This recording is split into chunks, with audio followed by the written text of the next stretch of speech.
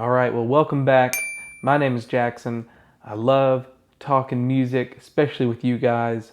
And if you are new to this channel or to this series, then you may not know that I am always listening to new music. I'm always trying to find good new music. And so I decided to actually start reviewing that music. Now, instead of doing one at a time as far as my album reviews go, I decided that it would work better for me to sort of do a weekly listening roundup where I give somewhat shorter reviews over all the new albums that I listened to in the previous week. It just made more sense to me. Today we're going to be tackling some new releases from the likes of Suki Waterhouse, Gracie Abrams, Frost Children, and a few more, as you may have seen on the thumbnail. So we are going to jump right into it. Let's do it. The first new album that I listened to last week was Loveland by Suki Waterhouse. And I think this was a really solid, a really strong indie pop release here. Nothing totally blew me out of the water, but still it was pretty enjoyable all around. The sounds that Suki played in were varied enough that it kept me interested and not bored, which is pretty tough in a lot of modern indie pop. I see people staying in the same 2 or 3 lanes in their own albums or just in general. And so this album didn't do that. It was varied in the sound, and I totally appreciated that. I really enjoyed the sort of crunchier, almost grungy sound that she played in at times. There were a couple of tracks that really had that sound. I almost wish there was more, but I think it was even more effective having not been the entire album. So I really enjoyed that piece there. Lyrically, I do think it was a tad shallow at times, but nothing so unbearable that it really affected how I viewed any song or the album as a whole. Really though, what stole the show for me was the production. I think from start to finish, the production was really, really strong. I really loved what she was doing with the production. And just overall, I think, like I said earlier, this was a really solid record and a really solid release. If you're into indie pop, if you're into that sort of modern take on the genre, then you definitely need to give this a listen. My score for this album ends up being a 7.5 out of 10.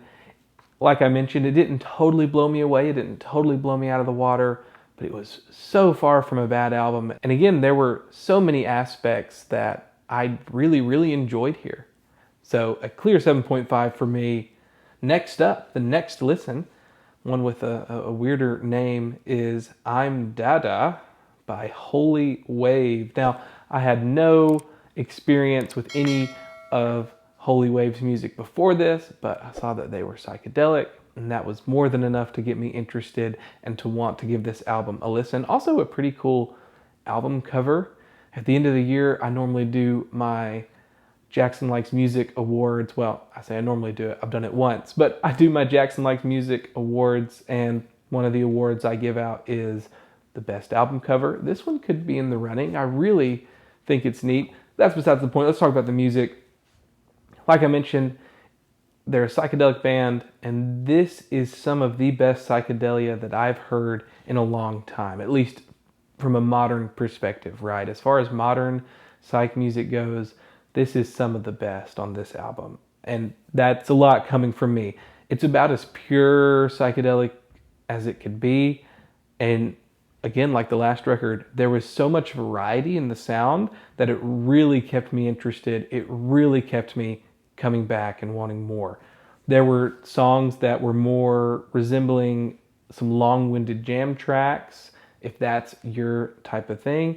And then there were others that were more like high energy, psychedelic rock and pop that weren't as long.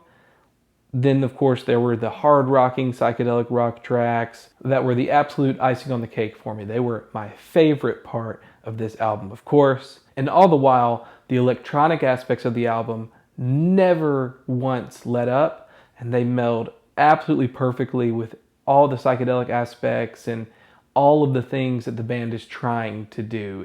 It's a really nice and a really well-produced combination of sounds. So there's something really special here.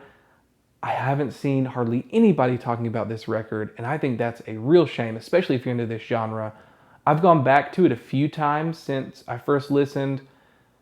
I will say I definitely scored this a little higher on my first listen, but still, I'm feeling a 8.4 out of 10 for this one. And again, I think this is some of the best modern psychedelia that I have heard in a long time. If you're into the genre at all, you definitely need to check it out.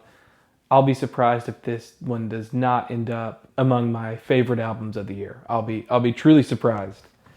Next up was the latest EP from Frost Children, Tweaker Poem. Now, Frost Children was a little bit ahead of the curve as far as this more recent trend in hyperpop has gone.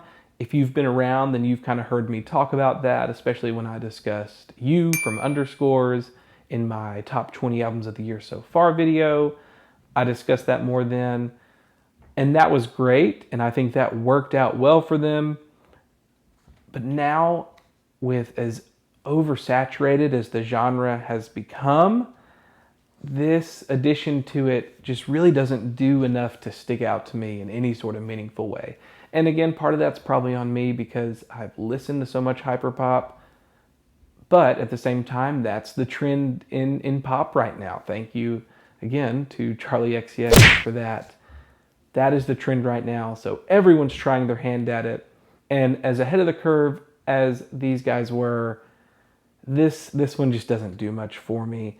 The one exception to that, though, is their song Creep on this EP felt a lot like early 2010s pop mixed with modern hyperpop or even some modern EDM. And that was actually a super neat sound. It felt really, really nostalgic. And I just really wish the rest of the EP had felt that way, but it really didn't. That one song is the exception to the rule here. It was all contained to that one track. That was the only part that was really sort of varied to me. The rest of the tracks, while they were made objectively well and notably well, it just wasn't anything I hadn't heard before. And it wasn't anything I hadn't heard like a dozen times this year already.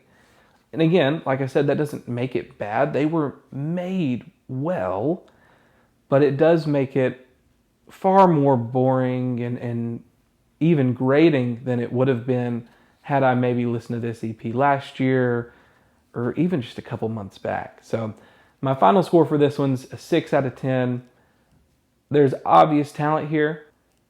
This one fell a little flat for me. I wish it was a little better, but a 6 is still not a bad score. In my opinion, that's where I fall on that one. Next up was an album I had been meaning to listen to earlier, but I really wanted to give myself time to really, really listen to it because of all the praise I'd heard, and that was REDSTAR Woo and the Worldwide Scourge by Genesis Owusu, which, like I mentioned, this album had been really hyped up for me beforehand, and surprisingly, I feel like it actually kind of lived up to that hype.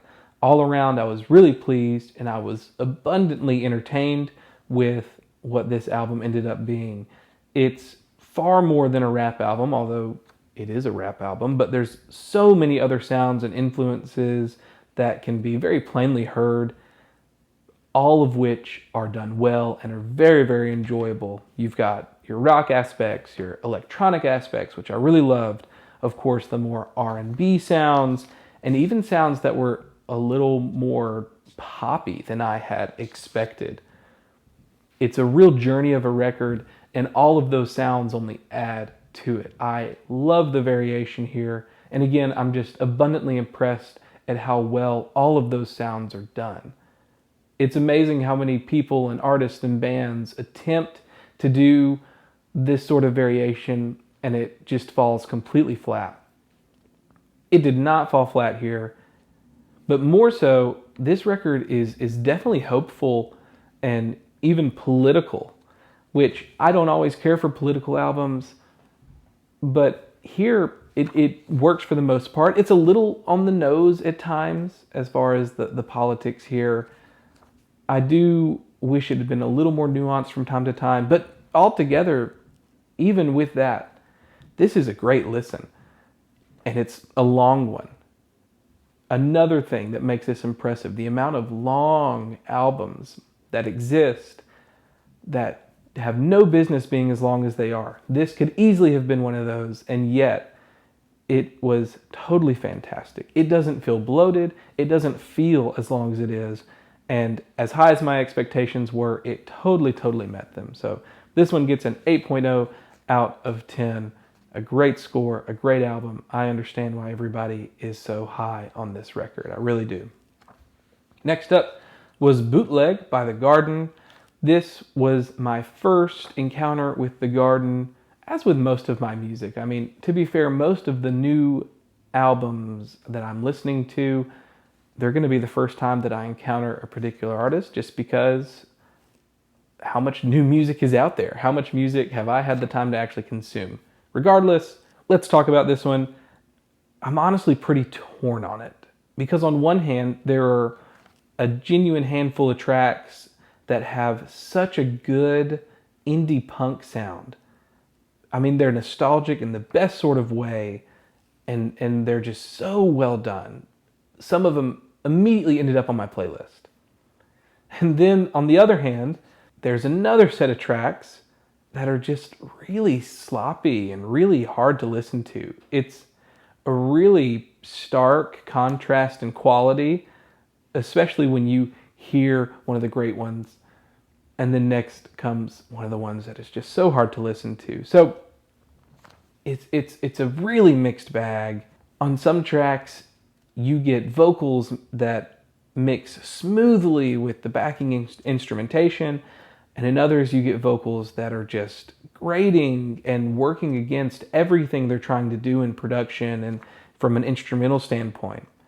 On other tracks, that instrumentation and production is unbelievable, with a really polished but grungy and intentionally rough around the edges sound, which I love. And on other tracks, it's just genuinely rough and hard to listen to. So again, it's a mixed bag. There's some good, there's some great, and there's some awful. I do think the good and the great outweigh the awful, but the awful really bogs it down. This could have been a really fantastic punk album, but those tracks just really bog it down. So my score for this one is a 6.5 out of 10. Again, I do think the good and great outweigh the bad and awful, but man, those things bog it down. Next up, and the last album that I listened to last week, and also the album on this list that is most definitely the most popular one, and that is Daughter from Hell by Gracie Abrams. Let's talk about it. So Abrams is back with her third studio album, and it is unfortunately everything that I expected it to be. And yeah, that's not a good thing for her. So there is absolutely nothing new here. And while that's not always a bad thing, in this case it is. In this case it really is. I mean, from her sound on the album, that, for the record, stretches the whole way through, to her vocals, to her themes and her lyricism, absolutely nothing has changed here. At least not for the better. For starters, we've yet again got some unhinged, unashamed derivation here, and it's on full display. But now she's branching out from just taking from Taylor Swift. She's also making attempts at capturing what makes artists like Olivia Rodrigo sound so compelling. But even then, she strips it of anything that's actually interesting. It's a real shame, and it's a shell of what she likely intends it to be. Now, of course, her main influence, being Taylor Swift, is still front and center on this album. We've got very Swift-esque lyrics, line deliveries, and even her vocal sounds are attempting to mimic the popular artist, and yet she's managing to do it worse than her. And again, this is coming from somebody who does not like or defend or enjoy Taylor Swift in the slightest. And while I wouldn't necessarily say Abrams' lyrics are worse than Swift's here, If anything, they're on the same level, which isn't a good thing at all. I mean, there's a real sense that she feels like she's being clever when she isn't. And 99 out of 100 times on this album, her wording is really, really ineffective. Even still, the pop sound she's attempting to reuse, and her vocals and vocal delivery absolutely are worse than Swift's. So it doesn't work out for her here. I mean, I was hoping for some improvement in the vocal arena, but it was just as hard to listen as it's ever been. And I mean, she's been under fire for her vocals for years now. You'd expect at some point some improvement, and I just don't hear that here. Now, with all of that said, the fact that this album is just so blatantly derivative from other songs and artists is totally going to be the biggest gripe that I have. It's hard for me to come back from that, especially when it's an entire album's worth of derivation, right? If it's just one song, okay, we can talk about that. It might lose a couple points in my eyes, but an entire album's worth is just so hard for me to get over. But even with all that aside, there's just not much redeeming this album. The sound is so boring and overdone, not only by her, but in pop music as a whole right now. And that makes it so tough to get through this record. And it's 50 minutes. It has no business being that long. I already mentioned the vocals and lyrics. As much as I wanted to enjoy this record, and as much as I was rooting for her to make some genuine changes and improvements, it did not happen. And it didn't happen in a spectacularly bad fashion. It was tough. It was a tough one. So with that said, the score here is a 1.9, my lowest score on this channel to date, although not my lowest score ever. Maybe one day I can do a video about albums that have my lowest scores ever, but my lowest score that I've handed out on this channel on video number 3. So I was rooting for her. I wanted it to be better. I wanted her to make improvements. We're far from that. So hopefully next time it gets better. Well, that wraps up my listening for this week. As always, I want you guys to let me know what you thought of these albums. So let me know in the comments. And also, if you have any recommendations, I want to hear those too. If you have any albums you think I should listen to, whether they're great or horrible, drop them in the comments and I will add them to my list. So make sure you drop those things in the comments. Also, if you want to know what other sort of music I'm listening to, not just the albums I'm listening to, you can check out this playlist on Spotify. I'll put it here on the video, and I'll also link it down below, which will feature the songs that I will have on heavy rotation, and it'll be updated until the end of the year when I swap it out for a new one. So if you're interested to follow along in what I'm listening to, check out that playlist. Also, check out my other socials. And of course, please do not forget to like, subscribe, and ring the bell so you don't miss any of my future videos. I'm actually planning on filming the next part in my top 500 songs of all time series sometime soon, so keep an eye out for that. And of course, next week, keep an eye out for video number 4 of rating all the albums that I listened to last week. Come back next time. Thanks for watching.